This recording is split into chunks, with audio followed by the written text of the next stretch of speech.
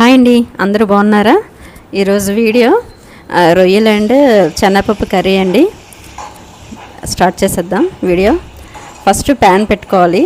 బాగా శుభ్రం చేసుకున్న రొయ్యలు వేసి ఆయిల్ వేసిన తర్వాత రొయ్యలు వేసుకొని బాగా ఫ్రై చేసుకోవాలి.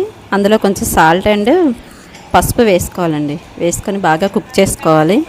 అండ్ చూడండి, వాటర్ అంతా పోయినంత వరకు కుక్ చేయాలి. ఆ తర్వాత ఒక ప్యాన్ పెట్టుకొని వేరే ప్యాన్ పెట్టుకున్నాను. అందులో ఆయిల్ వేసుకోవాలి.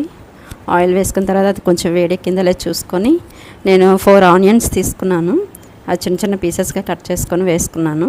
అది బాగా ఫ్రై అయిన తర్వాత పచ్చిమిర్చి అండి, గ్రీన్ చిల్లీ 4 తీసుకున్నాను. అవి కూడా కట్ చేసి వేసుకున్నాను. అది బాగా ఫ్రై అయిన తర్వాత శనగపప్పు అండి. ఈ శనగపప్పు ఏమో ఒక 1 అవర్ నేను నానబెట్టుకున్నాను. నానబెట్టిన శనగపప్పు వేసుకొని బాగా ఫ్రై చేసుకోవాలి. అవి కూడా చూడండి. ఆ తర్వాత ఇవన్నీ ఫ్రై చేసుకున్నాను కదా ఫ్రాన్స్, అవి కూడా వేసి బాగా మిక్స్ చేసుకోవాలి. ఆ తర్వాత సాల్ట్ వేసుకుని రుచికి సరిపడా సాల్ట్ వేసుకోవాలి. ఆ తర్వాత 2 స్పూన్స్ కారం అండి, రెడ్ చిల్లీ పౌడర్ వేసుకున్నాను. అది బాగా కలపాలి. వేసుకున్నాక బాగా మిక్స్ చేసుకోవాలి.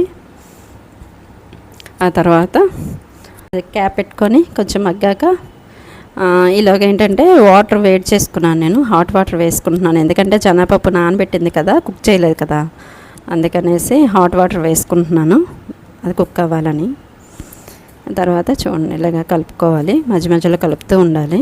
ఆ తర్వాత అల్లం వెల్లుల్లి పేస్ట్ అండి 2 స్పూన్స్ వేసుకున్నాను. వేసుకున్న తర్వాత బాగా మిక్స్ చేసుకోవాలి. తర్వాత గరం మసాలా అండి, గరం మసాలా పౌడరు, తర్వాత ధనియాల పౌడర్ అండి, అది వేసుకోవాలి. వేసుకొని బాగా కలుపుకోవాలి. ఇవ్వండి, బాగా మిక్స్ అవ్వాలి. ఆ తర్వాత క్యాప్ పెట్టుకొని కుక్ చేసుకోవాలి.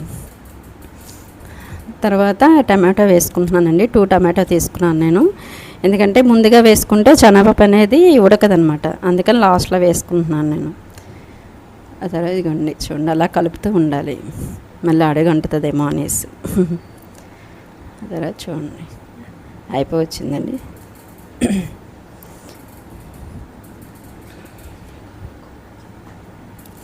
చూడండి, అయిపోయింది కదా. ఇప్పుడు కర్రీ లీఫ్ వేసుకుంటున్నాను, కరివేపాకు, తర్వాత కొత్తిమీర వేసుకుంటున్నాను. మీకు ఇంకా ఏదైనా వీడియో కావాలంటే కామెంట్ చేయండి, ఏదైనా కర్రీ కావాలంటే కామెంట్ చేయండి. అందరూ వీడియో చూస్తున్నారు కానీ సబ్స్క్రైబ్ చేసుకోవట్లేదండి, సబ్స్క్రైబ్ చేయండి.